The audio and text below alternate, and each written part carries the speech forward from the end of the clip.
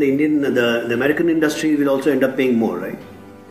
The market will have to adjust, right? So now, how much of this is margin dilutive to the current enterprises and how much of it is passed to the end customer is to be seen. And frankly speaking, I think over the long term, as you start to develop the local workforce, it is our belief that the workforce exists. It is our belief that there is enough of a supply that we have stopped to develop that workforce and created this catch-22 situation for ourselves around the scarcity of these skills. Now, let me explain it in a simple way. I'll give you a story.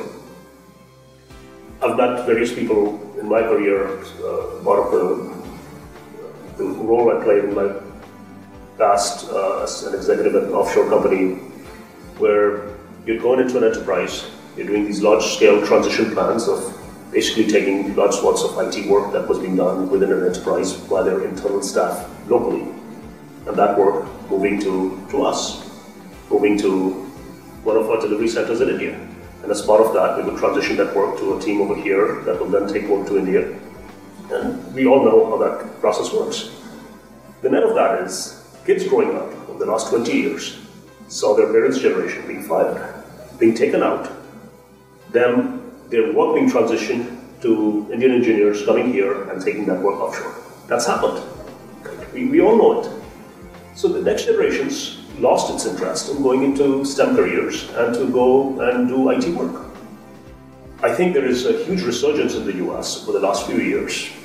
The great work that's been done here in Silicon Valley by the folks at Apple and Facebook and others that have rekindled a significant amount of interest in the US college kids to go back into technology. And the question that's being asked now is, as these kids go into technology roles, what kinds of jobs would they do?